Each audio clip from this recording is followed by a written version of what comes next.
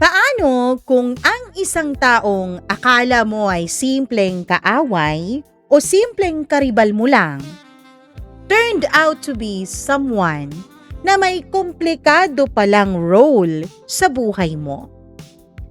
Hello everyone! Welcome back dito sa ating channel. Medyo matagal-tagal na rin at sana may live on-cam video kayong nakikita ngayon dahil 4 na araw na rin naman na si Mama Mia ninyo ay walang live on-cam video, 'di ba?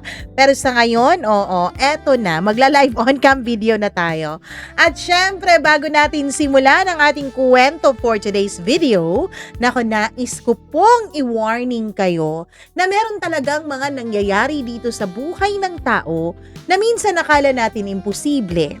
Pero hindi porket hindi nangyayari sa atin o sa mga taong malalapit sa atin o sa mga taong kilala natin, hindi na totoo.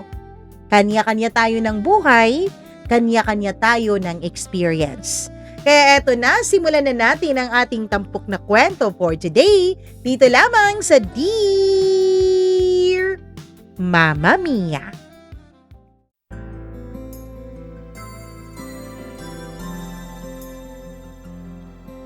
Marami ang nagsasabi na may mga pangyayari daw sa ating buhay na hindi natin malaman kung talagang nangyari o guni-guni lamang. Pero meron ding mga pangyayari na hindi naman natin akalain na totoo palang nangyayari sa buhay natin. Dear Mama Mia, akala ko nung araw na yun, ang pinakamalaking problema ko ay ang pagtataksil ng asawa ko. Ako si Agnes, at ito ang masalimuot kong kwento. Hindi ko alam na mas malalim pala ang sugat na bubuksan ng pagtataksil na yon. At hindi ko rin alam na ang babaeng ilang buwan kong minura sa isip ko, ang babaeng sinisi ko sa pagkasira ng pamilya namin, ay isang taong matagal ko na palang hinihintay na makilala. Sa ngayon pa lang, Mama Mia, sasabihin ko na para hindi na kayo manghuhula pa. Kapatid ko. Oo, kapatid ko ang babaeng tinutukoy ko. Pero bago ko malaman ang lahat ng yun, isa muna siyang estrangherang babae na kinamumuhian ko. Mama Mia, 39 years old lamang ako noon. May 2 anak at halos 11 taon ng kasal kay Dennis. Hindi kami mayaman, hindi rin naman kami naghihirap ng sobra. Pero sapat lang ang kinikita namin para mabuhay kami sa araw-araw. Sapat para may makain. Sapat para may pambayad sa kuryente. Sapat para may pambayad sa tuition ng mga bata. At kapag may emergency, dun na kami kinakapos. Kaya nang sabihin ni Dennis sa akin isang gabi na gusto niyang magtrabaho sa Maynila, ay wala akong pag-aalinlangang pumayag, Mama Mia. Iniisip ko na eto na ang magiging simula para kahit papaano naman umalwan-alwan ang aming pamumuhay. Temporary lang naman, Agnes, sabi niya habang nakaupo kami sa gilid ng kama. May kilala raw si Paring June sa isang construction company. Mas malaki ang sasahurin ko dun. Libre raw tirahan pati pagkain. Tinitigan ko ang asawa ko, Mama Mia. Sigurado ka? Oo. Paano tayo? Paano ang mga bata? Ikaw na muna ang bahala sa mga bata. Ako ang bahala sa gastos. Napangiti ako ng bahagya. Hindi ko akalain na magiging ganito ka. Tumawa siya. Ganun naman kasi, 'di ba? Dapat ang mag-asawa nagtutulungan. Eto na ako, magsusumikap na para sa pamilya natin. Hindi ko alam kung bakit pero nung gabing yun, niyakap ko siya ng mahigpit, Mama Mia. Aaminin ko po, hindi po ako ang tipo ng babae na clingy. Hindi ako ang tipo ng babae na gusto laging kayakap ang asawa. Ako, mas gusto ko independent kami sa isa't isa. Pero nang gabing yun, parang may kakaibang kaba sa dibdib ko. Parang may bahagi sa akin na ayaw siyang paalisin.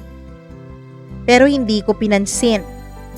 Dahil sa totoo lang, ganun naman talaga ang buhay. Minsan, kailangan mong tiisin ang distansya para mabigyan ng mas magandang kinabukasan ang pamilya mo, lalong-lalo na ang mga anak mo. At yun ang ginawa ko, Mama Mia. Nagsakripisyo, hindi para sa kinabukasan ko, hindi para sa sarili ko, kundi para sa mga anak ko. Makalipas ang ilang buwan, hindi pa rin po talaga umaalwan ang buhay namin. Oo nga't medyo lumalaki nga ang sweldo niya dun sa Maynila, pero Mama Mia, mas malaki din naman ang ginagastos namin lalo na't lumalaki na ang mga bata.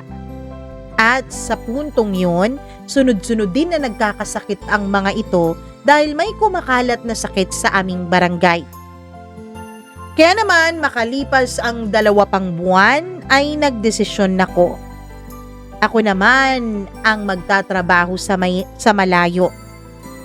Meron kasi akong pinsan na nagsasabi, Mama Mia, na pwede niya akong tulungan para mag-abroad sa Taiwan bilang isang factory worker. Mama Mia, na-excite ako nung nalaman ko yun. Hindi dahil yun ang pangarap ko, kundi dahil alam kong mas malaki ang sasahurin ko doon. Mama Mia, habang pareho kaming dalawa ng asawa kong si Dennis na nasa malayo, nangako kami sa isa't isa na mas magiging matatag ang pagsasama namin. Agad namang pumayag ang mga magulang ni Dennis nung sinabi ko na sa kanila ko muna iiwan ang mga anak namin. Para sa mga anak natin to, sabi ko kay Dennis bago ako umalis. Oo, para sa pamilya natin. Mama Mia, nung umalis ako, grabing iyak ng mga anak ko. Halos ayaw nilang bitawan ang kamay at ang paa ko. Yung panganay ko, niyayakap ako sa may bewang, habang yung bunso ko naman ay yumakap sa aking paa. Sa totoo lang, sobrang hirap ng naramdaman ko noon. Ayoko na sanang umalis. Pero wala naman akong ibang pagpipilian eh. Kailangan naming magsakripisyo. Dahil kung hindi, sa kangkungan pupulutin ng mga anak namin. Kaya kahit masakit para sa akin bilang isang ina na iiwanan ko ang mga bata, ay pikit mata ko po itong ginawa, Mama Mia. Ang hindi ko alam na ilang buwan lang ang lilipas. At ang mga salitang pinangako naming dalawa ni Dennis sa isa't isa ay magiging pinakamalaking kasinungalingan na narinig ko sa tanang buhay ko. Sa unang 6 na buwan ko sa Taiwan, halos araw-araw kaming magkausap ni Dennis. Pagkatapos ng shift ko, kahit pagod na ako, hinihintay ko pa rin ang tawag niya. Minsan video call, minsan voice call lang. Minsan message lang kapag hapong-hapo din ang kanyang katawan. At kahit simpleng kumain ka na, o kaya naman ay miss na kita mahal, o kaya naman ay alagaan mo ang sarili mo dyan. Kahit ganun lang, malaking bagay na para sa akin. Dahil kapag malayo ka sa pamilya mo, kahit maliit na atensyon, nagiging malaking sandalan ang data mo sa mga hamon sa buhay. Kaya Mama Mia, napansin ko na may mali nang magsimula siyang hindi na tumawag sa akin. Una, isang gabi, hindi siya nakatawag. Ang sabi niya, busy lang siya. Ang sabi niya ay may kinakailangan lang daw silang i-OT sa trabaho. Pero Mama Mia, lumipas ang isa pang gabi. Pagkatapos 2 gabi, hanggang sa naging 3 araw na. Mahal, bakit hindi ka na tumatawag? Tanong ko sa kanya sa chat. Makalipas ang halos 1 oras, ay tsaka pa lang ako nakatanggap ng sagot mula sa kanya. Pagod lang, maraming trabaho eh. Yun ang sagot niya, Mama Mia. Paulit-ulit. Pareho, walang pagbabago. At dahil ayokong maging paranoid na asawa, pinaniniwalaan ko siya. Hindi ko naman kasi akalain na kayang gawin ni Dennis sa akin ang mga bagay na nakikita ko lang sa pelikula at sa mga teleserye sa TV. Hanggang isang gabi, habang nagpapahinga ako sa dormitoryo, ay may nakita akong notification sa Facebook niya. Oo, Mama Mia, nakalagin po ang Facebook niya sa cellphone ko. Ganun naman kasi kami nung nasa Pilipinas pa lang ako. Bukas sa isa't isa ang aming mga social media accounts, maging ang aming mga cellphones. Hindi ko naman sana bubuksan yun, Mama Mia. Hindi ko naman talaga tinitignan kung anong nandyan sa Facebook niya. Sabi ko sa puso at sa isip ko na hindi naman gagawa ng kahit na anong kalokohan ang asawa ko sa akin. Pero nang makita ko ang pangalan ng isang babae, ay hindi na ako mapakali. Ann. Yun ang pangalan na nakalagay. Tapos Mama Mia, yung notification nag-heart emoji yung Ann sa mga dati-dati pang mga messages o mga post ng asawa ko. Kaya natigilan ako. Binuksan ko yung account niya gamit ang Facebook ko. Pero hindi ko mabuksan. Naka-private iyon, Mama Mia. Kaya naman, dahil medyo na-curious na talaga ako kung sino yung Ann na yun, ay binuksan ko yung account niya gamit ang account ng asawa ko. Alam ko pong mali, pero meron talaga tayong tinatawag, Mama Mia, na intuition. Yun bang hindi ka mapakali hanggat hindi mo gagawin ang bagay na sinasabi sa'yo ng munting boses sa utak mo?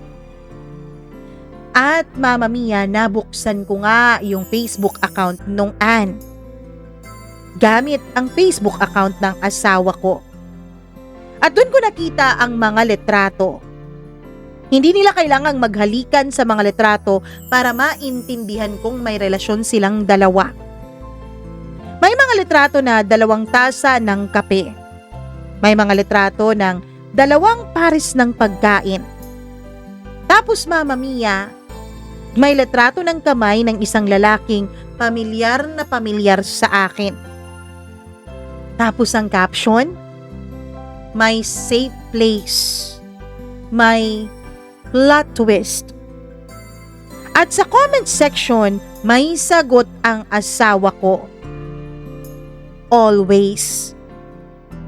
Parang biglang nawala ang hangin sa paligid. Hindi ako makahinga. Hindi ako makagalaw. Paulit-ulit kong tinititigan ang letratong yun.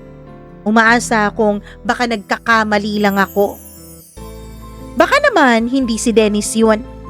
Baka ibang kamay yun. Baka ibang lalaki yun. Pero kilala ko ang peklat sa hinlalaki ng asawa ko.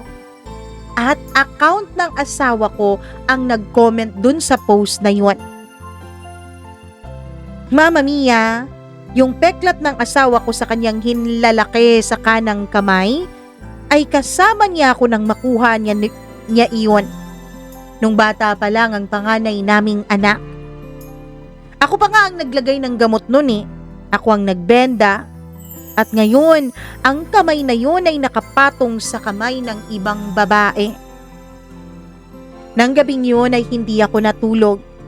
Tinawagan ko siya ng tinawagan pero hindi siya sumasagot. Tawag ako ng tawag, Mama Mia. Wala. Umabot na nga ako ng pang-10 tawag sa kanya pero wala pa rin. Hanggang sa nag-message siya. Siguro nakulitan sa akin. Agnes, bukas na tayo mag-usap. Pagod ako. Dun ako tuluyang nabasag. Agnes.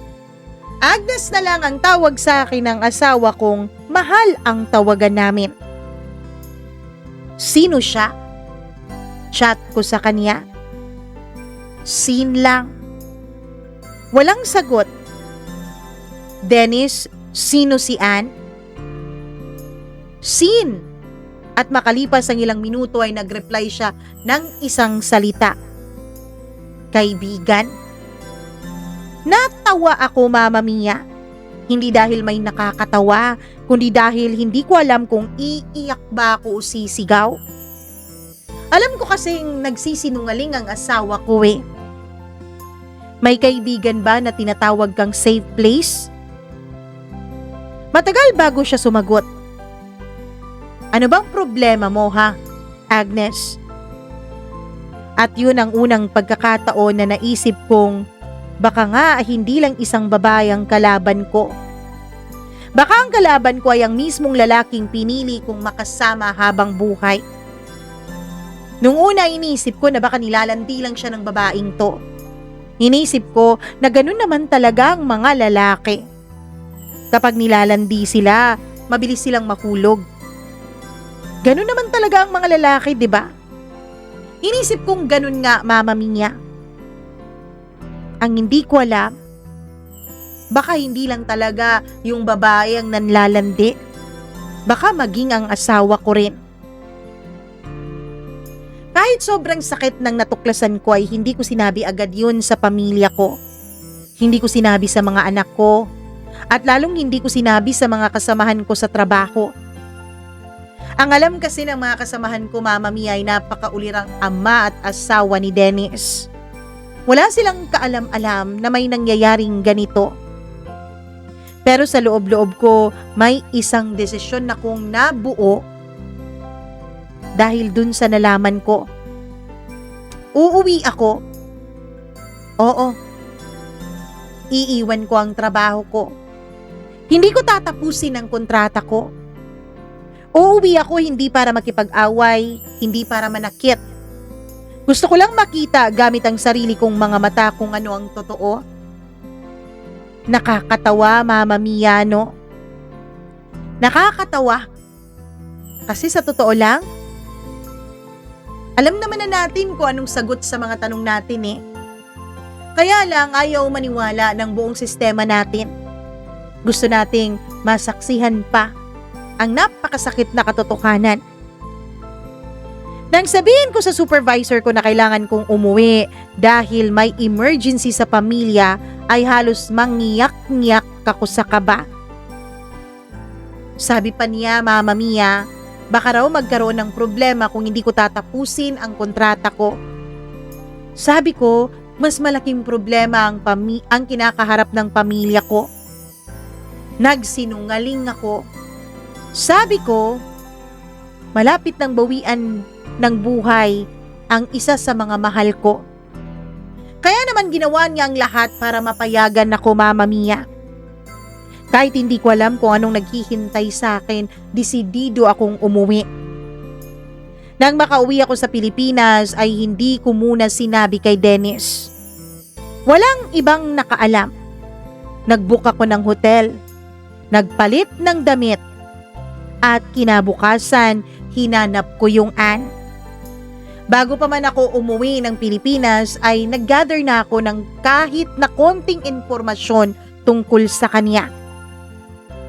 At sa tulong ng isang kakilala, nalaman kong nakatira siya sa isang apartment complex sa may Quezon City, Mama Mia. 2:00 na ng hapon nang makarating ako dun sa address na binigay sa akin ng kakilala ko. Mainit at maalinsangan ang panahon noon. Pero nanginginig ang mga kamay ko. Hindi dahil sa lamig, Hindi dahil natatakot ako, kundi dahil sa galit.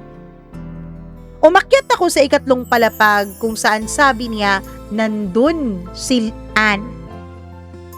Kumatok ako. Walang sumagot. Kumatok ulit ako hanggang sa may narinig na akong yapak mula sa loob. Ilang sandali pa ay bumukas yung pinto. At doon ko siya unang nakita. Hindi siya tulad ng babaeng nasa isip ko. Hindi siya mukhang kontrabida. Simple lang ang suot niya. Maluwag na damit. Wala ngang kahit na anong makeup. At may hawak siyang maliit na baso ng tubig na sa tansya ko ay iinom pa lang sana siya nung narinig niya ang mga katok ko. Nagkatinginan kaming dalawa. Yes? Sino po sila? Hindi ako sumagot, Mama Mia.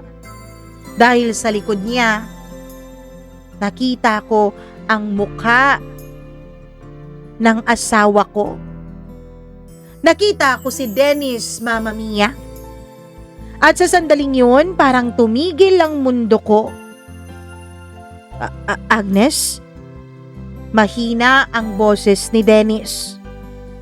Lumapit ako. Surprise! Sabi ko, kahit na ang totoo, maging ako ay nasurpresa na nandun sa mga oras na yun ang asawa ko. Namumutla siya. Anong ginagawa mo dito? Tanong niya. Napangiti ako. Ikaw ang dapat kong tanungin yan, diba? Bakit nandito ka sa apartment na to? Hindi ba dapat may trabaho ka sa mga oras na to? Hindi siya makasagot. Lumapit si Anne. Ikaw si Agnes? Tumango ako. Ibig sabihin, Mama Mia, kilala niya ako. Ibig sabihin, alam niya kung ano ako sa buhay ng lalaking kinakalantari niya. Gusto ko siyang sabunutan. Pero napatitig ako dahil nakatitig lang siya sa akin. May kakaibang ekspresyon sa mukha niya.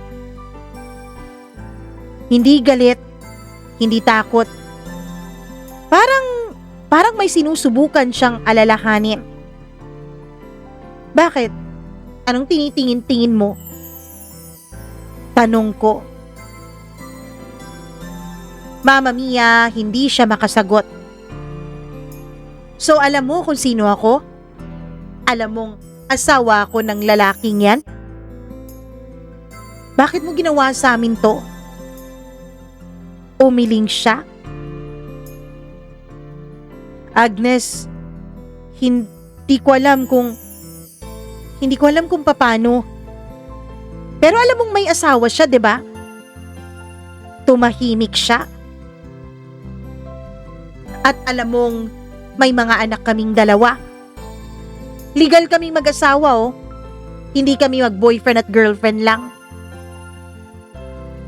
Tumango siya. Kung ganun, bakit? Bakit, Anne? Naubusan ka na ba talaga ng lalaki na kailangang may asawa pa ang piliin mo? Hindi siya sumagot agad, Mama Mia. At bago pa man siya makapagsalita ay napansin ko ang maliit na pendant sa lieg niya. Isang lumang pilak na hugis puso.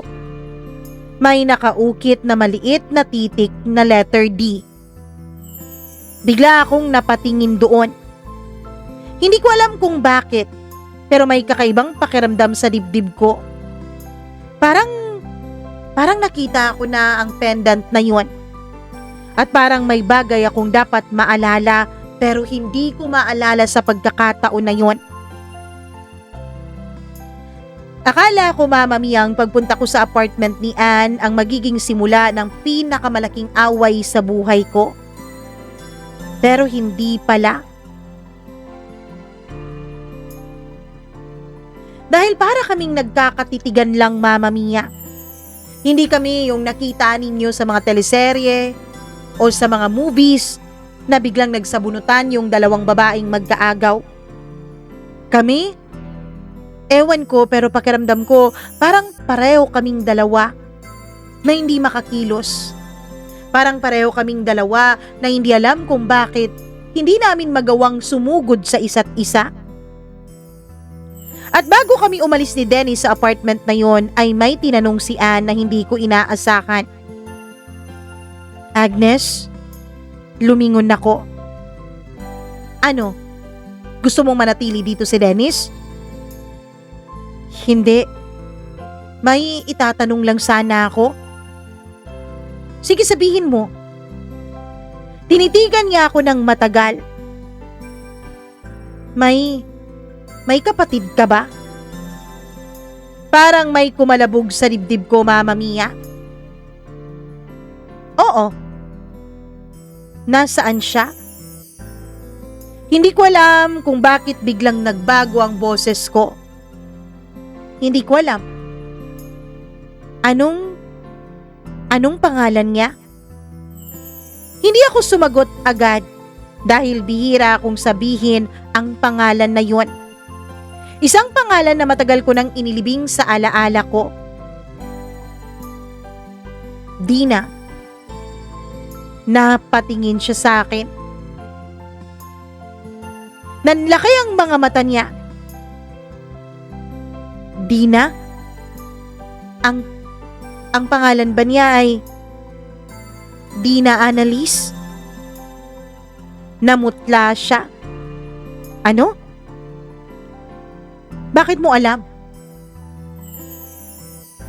Uy, bakit mo alam? May problema ba? Hindi siya sumagot, Mama Mia. Humakbang siya papunta sa maliit na cabinet sa may sala. Binuksan niya yun. May kinuha siyang lumang kahon. Matagal ko nang dala to. Inilagay niya sa mesa. Binuksan niya at inilabas ang isang lumang letrato. Isang batang babae. Siguro mga 3 taong gulang. May suot na dilaw na damit. At katabi niya ang isang babaeng hindi ko nakita ng ilang dekada, Mama Mia. Ang nanay ko. Ang tunay kong ina. Napaatras ako. Hindi ako makapagsalita. Alam mo ba kung sino sila? Tanong niya. Hindi ako makapagsalita. Agnes, alam mo ba kung sino sila? Tanong niya ulit. Hindi ko na siya narinig dahil ang tanging naririnig ko lang ay ang malakas na tibok ng puso ko. Itinuro ko ang larawan. Kanino mo nakuha yan? Hindi ko alam. Anong hindi mo alam? Iniwan lang to sa akin ng lola ko, Agnes. Nasaan ang lola mo? Patay na. At bakit nasa sayo ang letrato ng nanay ko? Tahimik siya. Pagkatapos ay sinabi niya ang isang pangungusap na hanggang ngayon ay hindi ko makalimutan, Mama Mia. Siguro dahil ako yung batang yan. Ako yung batang katabi niya. Napakunot noo ako. Ano? Huminga siya ng malalim. Oo, Agnes. Pero bago pa niya matapos ang pangungusap ay tumunog ang cellphone ni Dennis. At ang tumatawag, tatay ko. At nang sagutin niya yun, isang salita lang ang narinig ko. Nandyan ba ang anak ko? Mama Mia. Nung pinasa sa akin ni Dennis ang tawag na yun, ay agad niyang sinagot sa kabilang linya. Dina? Dina, anak? At doon ko unang naramdaman na ang pagtataksil ng asawa ko ay baka hindi ang pinakamalaking lihim na itinago sa akin ng buhay. Baka may mas malaki pa, mas masakit at mas personal. Hindi ko maalala kung paano ako nakauwi sa hotel na naibook ko. Nasa tabi ko si Dennis buong biyahe. Hindi ganito ang inaasahan ko sa pag-uwi ko, Mama Mia. Ang inaasahan ko ay magkaroon kami ng pinakamalaking komprontasyon at away bilang mag-asawa. Pero iba ang nangyari. Si Dennis ay tahimik lang. Walang lakas ng loob na magsalita at ganun din naman ako. Parang may malaking pader sa pagitan naming dalawa. Pero sa isip ko, paulit-ulit ang sinabi ni Ann. Ako ang batang nasa litrato. At ang pagtawag ng tatay ko sa kanya bilang anak. Kinabukasan ako mismo ang tumawag kay Papa. Pa? Oh. Sino si Dina? Mahabang katahimikan. Anong Dina? Huwag mo nga akong lokohin. Walang sagot. Papatanong ko lang. Buhay ba ang kapatid ko? Hindi ba totoong namatay sila ni Mama sa sinasabi mo na disgrasya noon? Nanginig ang boses ko. Ang papa ko naman ay halos hindi makasagot. Makalipas ang ilang segundo ay narinig ko ang isang mahabang buntong hininga. Agnes, may kailangan kang malaman. Napaupo ako sa kama. Halos 2 kamay ko na ang humahawak sa cellphone ko dahil pakiramdam ko noon, Mama Mia, anumang oras ay mabibitawan ko yon. Anak, may kapatid ka? Alam ko. Di ba sabi mo, may kapatid ako, tapos sabay silang namatay ni nanay? Hindi mo alam ang buong kwento. Tumahimik ako, Mama Mia. Ang kapatid mong babae. Matagal ko nang alam kung nasaan siya. Nanlamig ang katawan ko. So hindi totoo yung sinabi mo sa akin noon? Na kaya wala akong mama dahil namatay sila sa disgrasya? Oo. At ang pinakamasakit, anak, yung natuklasan ko. Natuklasan kong kilala mo na pala ang kapatid mo. Natuklasan kong komplikado pala siyang bahagi ng buhay mo ngayon. Parang may humampas sa akin ng isang malaking tubo sa likod, Mama Mia. Ano pong ibig niyong sabihin? Hindi siya sumagot. Papa, ano ba? Sabihin mo ang totoo. Anak, nung nakaraang buwan kasi may nakapagsabi sa akin na may kinakasamang iba ang asawa mo sa Maynila. Kumpare ko ang nagsabi. Kaya naman pinuntahan ko. Sinundan ko sila. At anak, yung Ann,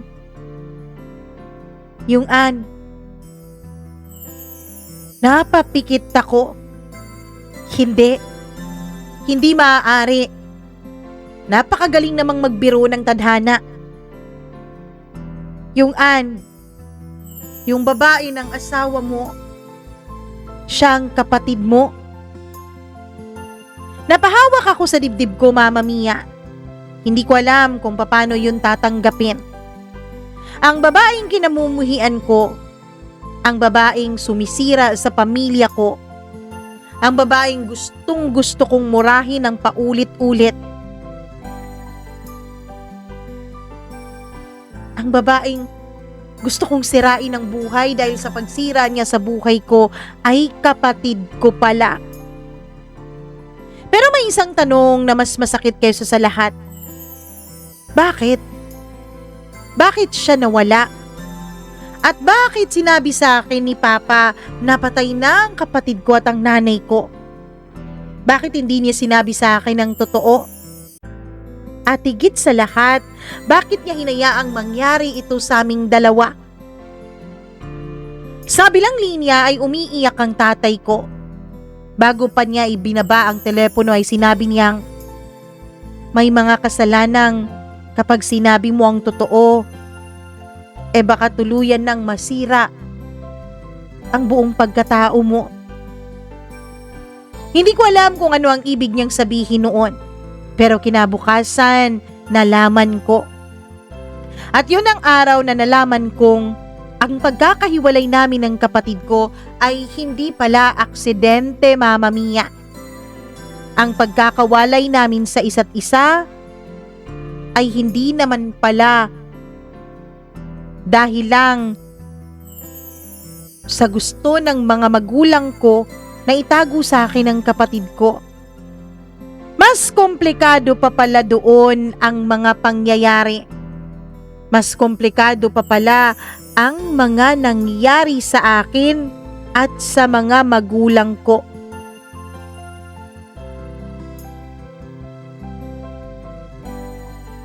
Mama Mia, yun yung araw na nalaman kong ang pagkakahiwalay namin ng kapatid ko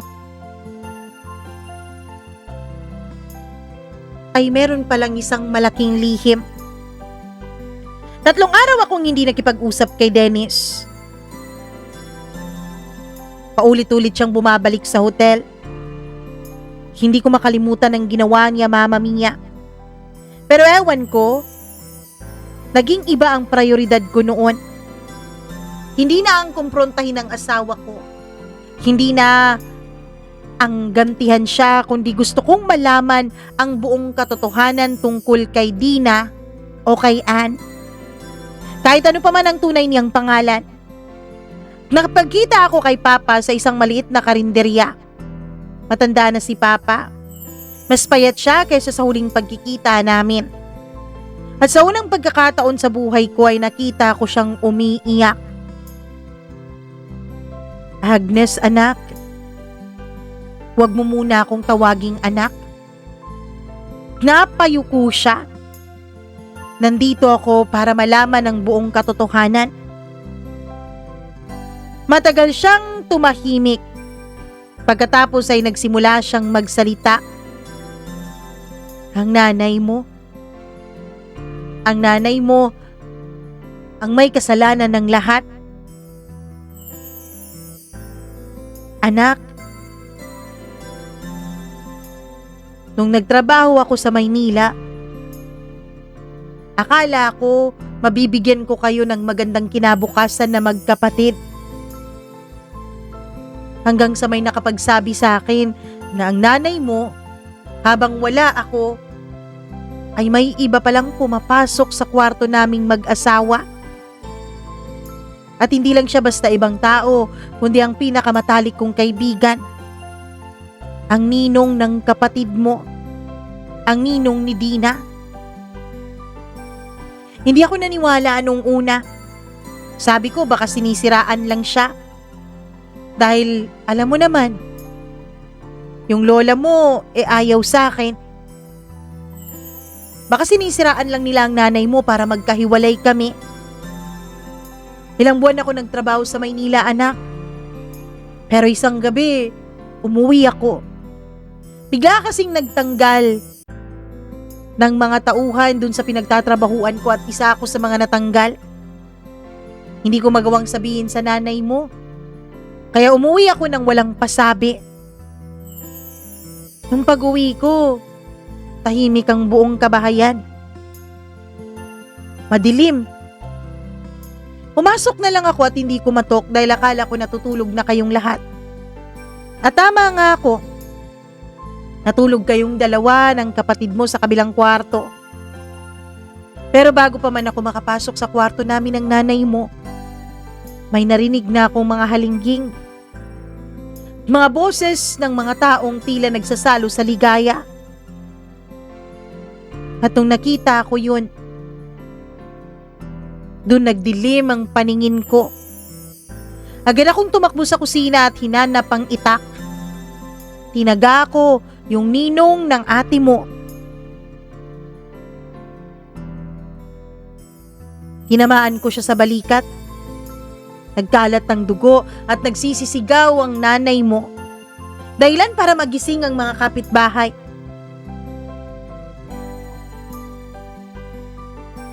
Kinabukasan, nasa presinto ako. Nung sinabi nila sa akin na hindi nagsampa ng kaso ang nanay mo o yung lalaki niya, siguro nahiya yung dalawa. Pero pagdating ko sa bahay, wala na sila. Wala na kayo ng kapatid mo. Halos mabaliw-baliw ako noon, anak. Hinanap ko kayo.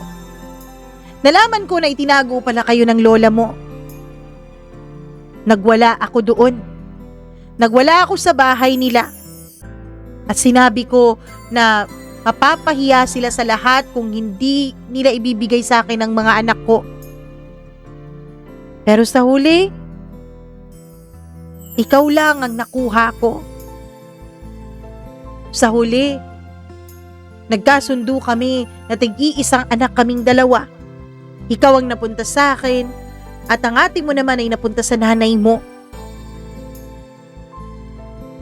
Batang-bata ka pa nun. Halos sanggol pa. Ang gusto ko nga noon, anak, yung ate mo ang sa akin para hindi masyadong alagain eh. Kaya lang, yung nanay mo dahil ikaw yung sakitin, ikaw yung binigay sa akin. Simula noon sinabi ko sa sarili ko na hindi mo malalaman ang katotohanan tungkol sa napakarumi mong ina.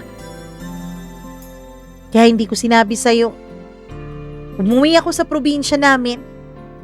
Doon sa kung saan ka lumaki. Kasama ang mga pinsan mo. Kasama ang lolo't lola mo na mga magulang ko. At hindi ko na sinabi sa'yo ang totoo. Kinausap ko ang mga kapatid ko at ang mga magulang ko na huwag sabihin sa'yo ang totoo. Sinabi ko sa'yo na patay na ang nanay at kapatid mo. Sinabi ko sa'yo sa malayo sila nakalibing dun sa probinsya ng nanay mo para huwag mo na silang hanapin. Pero anak, hindi ko akalain na magiging ganito kayong magkapatid. Hindi ko akalain na magkakaroon kayo ng kakaibang relasyon, kakaibang ugnayan. Ano pong nangyari sa nanay ko? Mahina akong tanong. Hindi sumagot si Papa at dun ko naintindihan na patay na siya. Matagal na. Hindi ko na siya makikita, hindi ko na siya mayayakap, hindi ko na siya masusumbatan sa pagsira niya sa pamilya namin. Hindi ko na siya matatanong kung bakit niya yun ginawa. Pero may isang bagay pa akong pwedeng gawin. Ang makita ang kapatid ko. Pero Mama Mia, hindi ko alam kung paano ko siya haharapin. Haharapin ko ba siya bilang kapatid ko o bilang kirida ng asawa ko?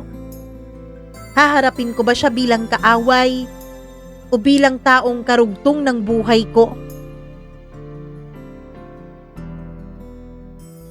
Pagbalik ko sa apartment, Mama Mia, wala na doon si Dennis. Oo, pagkatapos naming magkita ng aking ama ay napagdesisyonan kong puntahan ng kapatid ko. Pagdating ko ay nandun siya. Agad niya akong pinapasok at pinaupo sa sofa. Namumugto ang mga mata niya. Pagkakita niya sa akin, ay halos hindi ko alam kung anong nararamdaman niya. Lumapit ako sa kanya. Hindi ako nagsalita, hindi rin siya. Hanggang sa bigla niya akong niyakap. Mama Mia, para po akong tuod nung mga panahon na yon. Ang totoo niyan, hindi ko alam kung ano ang dapat kong maramdaman eh. Napaiyak na lang ako. Hindi yung iyak na tahimik, kundi yung iyak na hindi mo kayang pigilan. Yung iyak na parang pinipiga ang buo mong katawan. Sorry, Agnes. Sorry. Hindi ko alam, Agnes. Hindi ko alam. Paulit-ulit niyang sabi. Ano ang hindi mo alam? Hindi mo alam na kapatid mo ko? Paano pala pag nalaman mo? Pag nalaman mo ba, hindi mo ba papatulan ng asawa ko? Hindi mo ba siya aakitin? At paano pala pag hindi tayo magkapatid? Ibig sabihin ba hindi ka magsusorry sa akin? Napaiyak siya. Hagulgul kung hagulgul, Mama Mia. Bakit mo ginawa yon? Gusto mo ba talagang maging katulad sa nanay natin? Agnes, kung alam mo lang. Kung alam mo lang kung gaano ko kinamuhian si nanay. Kung alam mo lang kung anong naging hirap ko sa buhay kasama siya. Saktong rason ba yun para gumawa ka ng katulad ng ginawa niya? Para manira ka ng pamilya? Halos lumuhod na ang ate ko sa harap ko, Mama Mia. Ang totoo niya, naaawa ako sa kanya. Ang totoo niya ay gusto ko rin siyang yakapin. Gusto ko rin maramdaman kung paano bang magkaroon ng kapatid. Kung paano bang magkaroon ng ate. Pero paano ko gagawin yun? Kung ang babaeng ate ko, kung ang babaeng gusto kong yakapin, gusto kong damayan, ang babaeng sumisira sa pamilya ko. Sa gitna ng paghagulgul niya, ay nagkwento siya. Ang sabi niya sa akin, sumama nga raw ang nanay ko, maging siya dun sa lalaki ng nanay ko. Dun sa ninong niya. Pero Mama Mia, hindi daw naging maganda ang buhay nila. Naghirap daw sila. Ang sabi niya, wala raw maayos na trabaho yung ninong niya. Yung lalaki ng nanay namin. Hanggang sa away na raw sila ng away. Hanggang sa sinasaktan na rin nung lalaki ang nanay namin. Hanggang sa maging si Ate Dina o si Ann o kung sino man siya ay hindi na rin nakaligtas. Maging siya ay sinasaktan na rin. Inaalila, inaalipin. Nalaman ng nanay namin na may ibang babae na pala yung ninong niya. Yung ninong ng ate. Pero hindi raw magawang kumalas ni nanay dahil nga raw wala siyang ibang pupuntahan. Nalaman din daw niya na may iba ng kinakasama ang ama namin. Yung madrasta ko. Naging mabait ang madrasta ko sa amin, Mama Mia. Hindi sila nagkaroon ng anak ni tatay, kaya naging mag-isa lang nila akong anak. Kaya raw nawalan ng mukhang maihaharap si nanay dahil nalaman niyang may iba ng kinakasama ang tatay namin. Sa huli, Mama Mia, ay nagkasakit si nanay. Sa huli ay iniwanan din sila nung kinasama niya. Sa huli ay walang ibang pagpipilian ng ate ko, kundi ang magtrabaho ng maaga. Hindi nga raw siya nakapagtapos ng pag-aaral. Humayod daw siya kung ano-anong trabaho ang pinasukan niya.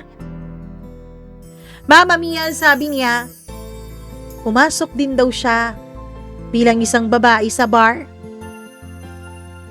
At doon niya raw nakilala ang asawa ko. Makalipas ang ilang taon niyang pagtatrabaho doon, isang gabi daw ay may pumasok na mga construction worker. Sa gabi daw yun ay nilibre sila ng foreman nila dahil sa isang matagumpay na proyekto. Naalala ko ang gabing yun. Yun yung gabing nasa Taiwan ako. Tumawag sa akin ang asawa ko bago sila umalis. Sinabi niya na mabilis lang daw sila doon. Makikisama lang daw siya para kung may mga proyekto pa yung foreman nila ay kukunin siya. Kaya pinayagan ko. Kasi may tiwala ako eh. Pero Mama Mia, ang sabi niya, ang asawa ko lang daw ang hindi tumable ng kahit na sinong babae. At paglabas niya sa bar ay nandun pa raw yung asawa ko. Madaling araw na raw. Lasing na raw yung mga kasama niya. At si Dennis, inaalalayan daw lahat ng kasama niya na makasakay ng taxi papunta sa mga inuuwian nila. Nung sasakay na sana siya ng taxi ay dun lumapit si Ann o si Dina. Dun sila nagkakilala. Dun sila naging magkaibigan. Ang asawa mo lang. Si Dennis lang ang hindi tumingin sa akin na parang isa akong mababang uri ng tao. Siya lang ang tumingin sa akin ng may respeto. Siya lang ang tumingin sa akin na para bang may dangal pa rin ako kahit doon ako nagtatrabaho sa lugar na yun. Kaya ka nahulog? Yumuko siya, Mama Mia, dahil sa tanong ko na yun. Sabi niya, naging paulit-ulit na raw ang pagkikita nila. Nagkaibigan man sila nung una. Hindi raw nila namalayan na nahulog na pala sila sa isa't isa. Alam niya na merong ako. Alam niya na may mga anak kaming dalawa. Pero ang sabi niya, Mama Mia, nung mga panahon na yun, wala daw sa isip niya ang konsensya. Ang sabi niya, nung mga panahon na yun, akala niya nakahanap na raw siya ng lalaking magmamahal at mag-aalaga sa kanya. Kaya binaliwala niya ang katotohanan na may mga anak at asawa na si Dennis. Aminin kong binalak kong agawin siya sa'yo. Aminin kong ginalingan ko. Inalagaan ko siya. Ginawa ko lahat. Maging sa kama. Para mapagtanto niyang mas magaling ako sa'yo. Para mapagtanto niyang ako ang kailangan niya at hindi ikaw. At nagtagumpay ka naman. Sabi ko, hindi ko sinasadya. Hindi ko alam na kapatid kita. Yun na nga eh. Yun ang problema. Dahil kahit hindi mo ko kapatid, mali ang ginagawa mo. Mali ang mang-agaw ng asawa. Mali ang agawan mo ng ama, ang tatlong mga batang inosente. Alam kong mali. Pero ginawa ko. Kasalanan ba na kahit konti maghanap ako ng pagmamahal? Kasalanan ba kung gusto kong maging makasarili? At gusto kong ako na ang mahalin ng isang lalaking siyang tanging nagturing sa akin na isa pa rin akong babaeng karapat-dapat igalang? Sa ginawa mo ba? Tingin mo karapat-dapat ka ba talagang igalang? Sabi mo kinamuhian mo ang ina natin dahil sa ginawa niya. Pero ginawa mo rin ang ginawa niya. Mama Mia, lumuhod siya sa harap ko. Paulit-ulit na humingi ng tawad. Anong gagawin natin ngayon? Anong gagawin natin sa katotohanan na nasa harap natin? Tanong ko. Iiwanan ko na siya. Iiwanan ko na si Dennis. Ipapaubaya ako na sa'yo ang asawa mo. Natawa ako ng mapait sa kanyang sinabi. Para bang naaawa ka pa? Na para bang ako pang nakikilimos sa'yo na ipaubaya mo sa akin ang asawa ko? Hindi na. Sayong-sayo na siya. Hindi ko kailangan ng mga manluloko sa buhay ko. Natalikod na sana ako, Mama Mia, pero bigla siyang yumakap sa paa ko. Please naman, Agnes. Please naman, wag mo akong iwanan ng ganito. Please naman, tanggapin mo ako bilang kapatid mo. Hindi ko alam. Hindi ko alam kung matatanggap kita. Pagkatapos nun, Mama Mia, ay tinalikuran ko na siya ng tuluyan. Hindi ko alam kung ano ang mas mahirap tanggapin nung araw na yun. Ang babaeng kinamumuhian ko, ang babaeng sumira sa pamilya ko ay kapatid ko pala? O na habang sinusubukan kong buuin ang sarili ko matapos akong lokohin ng asawa ko,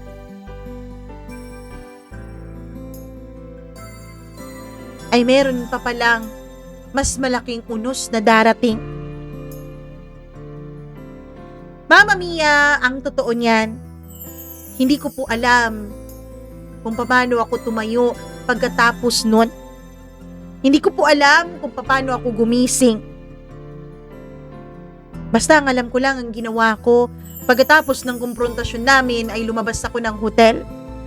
Nag-check out at pumunta ako sa bahay ni Dennis. Sa bahay ng mga manugang ko. Sa bahay ng mga magulang niya kung nasaan nandun ang mga anak ko. Nagtakbuhan ang mga anak ko palapit sa akin. Niyakap nila ako ng mahigpit. Gusto kong umiyak. Ang mga magulang naman ni Dennis ay nakayuko. Na para bang alam na nila ang ginagawang kabulastugan ng anak nila. Patawarin mo kami, Agnes. Siguro may pagkukulang kami sa anak namin. Hindi namin siya naturuan ng maayos. Wala po kayong kasalanan, Ma. Kayo ni Papa, wala po kayong kasalanan. Pero sana, maintindihan niyo ang desisyon ko. Kukunin ko na ang mga anak ko. Aalis na kami dito. Wala na ba talagang pag-asa na maayos pa ninyo ang pagsasama ninyo bilang mag-asawa? Wala na. Pero siguro, kung magiging mabuting tao siya, may pag-asa pa na maayos niya ang pakikitungo at relasyon niya sa mga anak niya. Pagkatapos noon ay pumasok ako sa kwartong inuukupan ng mga anak ko. Inayos ang mga gamit nila at tinutusan silang magpaalam na sa lolo't lola nila. Walang kalamalamang mga bata. Agad kaming sumakay ng taxi. Pagkatapos, Mama Mia, ay nagrenta ako ng maliit na apartment. Doon lang din kung saan ang probinsya ni na Dennis. Doon lang din kung saan ako lumaki. Pagkatapos noon ay tumawag ako sa best friend ko. Nagpatulong. Oo, may naghahanap ng stay-in na trabaho. Pwede bang maisama ko ang mga anak ko? Hindi ko alam, Agnes, ha? Tatanungin ko. Makalipas ang 2 araw ay tumawag ang best friend ko sa akin. At sinabi niya ang good news, Mama Mia. Pumayag yung mag-asawa na isama ko yung mga anak ko sa trabaho. Wala naman din daw silang mga anak at halos wala din daw sila lagi sa bahay dahil may mga kanya-kanya silang negosyo. Matanda na yung mag-asawa. Walang anak. Ang gusto lang nila ay magkaroon ng caretaker ang bahay nila at meron silang mauutusan kung sakali mang umuwi sila. At dito nga nagsimulang magbago ang buhay ko, Mama Mia. Hindi kalakihan ng sahod, pero tinanggap nila ako at ang mga anak ko. Dahil mga bata pa ang mga anak ko, Mama Mia, ay kailangan ko pa silang alagaan. Napakahirap kong tutuusin. Isang gabi habang patulog na kami, ay nagtanong ang panganay kong anak sa akin. Mama, bakit dito na po tayo nakatira? At bakit hindi na po natin kasama si Papa? Anak, sasagutin ko yung mga tanong ninyo kapag malaki na kayo, ha? Kapag naiintindihan na ninyo ang mga problema ng mga matatanda. Basta sa ngayon, ang gusto ko, mag-aral kayo ng mabuti. At ang gusto ko, hindi kayo magkakahiwalay na magkapatid. Mama Mia, tumango lang ang anak ko at yumakap sa akin bago nag-good night kiss at natulog. Lumipas ang ilang buwan hanggang sa naging taon. Naging maayos naman ang trabaho ko sa mag-asawa. Hanggang isang araw, Sinabi nila sa akin na papapasukin nila ako sa kanilang kumpanya bilang tagalinis. Mama Mia, ibibenta na raw kasi nila ang bahay nila. At yung kumpanya nila, ang magmamanage ay ang isa na nilang pamangkin. Maliit lang naman na kumpanya yun. Meron lang chain ng grocery stores. Mga 5 branches sa iba't ibang lugar sa amin. At doon ko nga nakilala si Marco. Si Marco, Mama Mia, ay isa sa mga pinagkakatiwalaan sa tindahan kung saan ako na-assign. Di nagtagal ay naging malapit kami sa isa't isa. Hindi nagtagal ay nanligaw siya sa akin. Hindi ko naman sinagot si Marco agad dahil alam kong may asawa pa rin ako.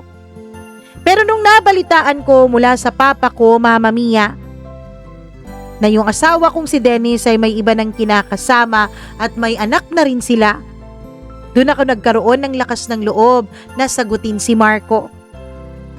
Hindi po ang kapatid ko ang naging bagong babae ni Dennis. Ibang babae ang sinamahan niya.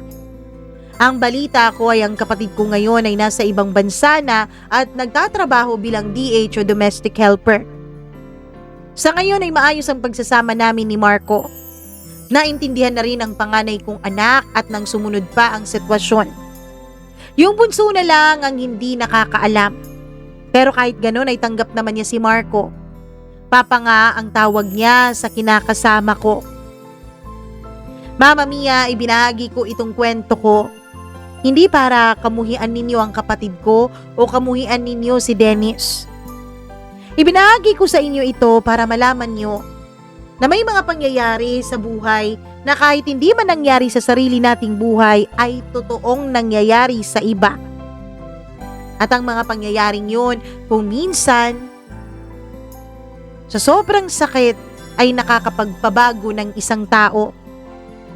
Marami ang nagsasabi na hindi pa rin ako sigurado kay Marco. Marami ang nagsasabi na kung naloko nga ako ng sarili kong asawa, baka lokohin din ako ni Marco.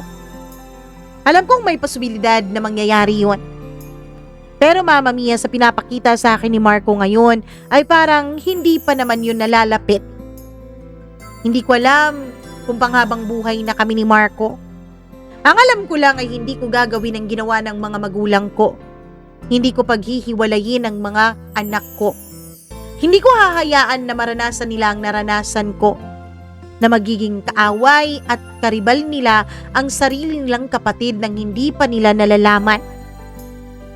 Kahit anong mangyari, mawala na sa akin ang lahat.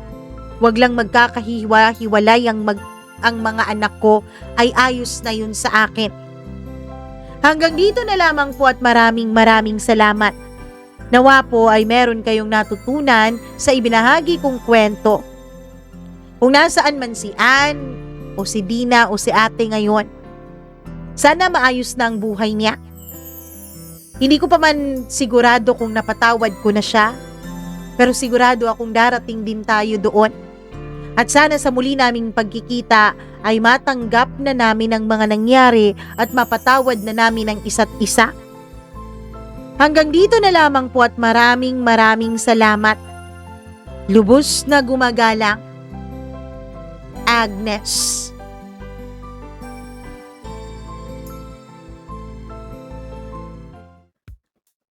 Alam mo, meron akong isang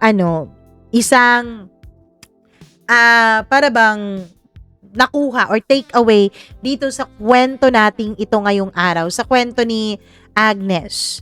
Tama yung sinabi niya. Paano kung hindi nga sila magkapatid? Inagaw na nung Dina si Dennis, 'di ba? Paano kung hindi sila magkapatid? Hindi siya nakonsensya, hindi siya humingi ng tawad, parang ganon. Masakit lang na 2 beses na biktima itong ating letter sender. Una, nabiktima siya sa kasalanan ng kaniyang ina, sa mga pagkakamali ng kaniyang mga magulang. Tapos pangalawa, nabiktima siya sa pagkakamali ng sarili niyang kapatid. Sana nga dumating ang araw na magkita sila ulit at mapatawad nilang isa't isa, 'di ba? Pero bago pa man dumating ang araw na yun, ang ating ipagdasal ay maging maayos at maging maganda ang pagsasama nila ni Marco. At sana dumating din yung araw na mapaanal na yung kasal ninyong dalawa ni Dennis, nang sa ganun maging maayos din ang pagsasama ninyong dalawa ni Marco. Ganun. Anyways, maraming salamat sa inyong lahat. At syempre, bago tayo magpaalam, mag-hello muna ako sa ating mga members na meron po tayong bagong member. Oo. Hi, ako kay Jerry Kalupi. Ayun, hello po. Maraming salamat sa pagpapamember ninyo. Hi din kay Evelyn Kawit na nagbabalik na gold member. Maraming thank you. Rico Sedanco, Ernesto Boys. Maraming salamat din kay Miriam Gutierrez, kay Freaky, kay Rose Arevalo, kay Colleen Bueno, kay Kimber Dudes Balyador, kay Rosal Macdolor, Abdullah Wahab, kay Gimaras Girl, Benson Boyser, kay Smack Dax, Maria Elena Abe, kay Maureen Tugab, kay Gail Easy, at kay Mila Raduban. Maraming thank you sa pagmamahal ninyo at sa hindi ninyo pang iiwan sa ere dito sa ating program. Maraming salamat po. At syempre, hello din ako sa atin pong mga subscribers na araw-araw namang nakikinig sa atin. Hello ako kay Ernesto Lapas, Christina Sison, Charlene Baclohan, Ruby Ramos, Mika Mamawag. Maraming salamat. Hi din kay Fredilyn Balao or Balao, MJ Lu. Maraming thank you. Hello din kay Mary Grace Ruelo. Hello sa'yo. Hi din kay Abraham D.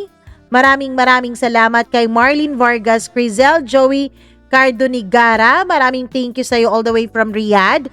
Marilu Del Monte, Elizabeth Lagunday, Jocelyn Manzon, LV Lapot Aksa Heliana, Raisa Sulaiman, Angie San Carlos Kapungkol, at kay Roslyn Caraballo. Maraming salamat. Sa mga hindi natin na shout out na mga pangalan nako, baka sa susunod nating kwento, pangalan nyo na ang masya-shout out natin. Kaya stay put lang kayo dyan at huwag kayong mawawala. Ako po ang inyong nag-iisang Mama Mia. Hanggang sa susunod po nating kwento. Paalam sa inyong lahat. I love you all. Mahal na mahal ko kayo. Mwah, mwah, mwah, mwah. Bye-bye! Ingat!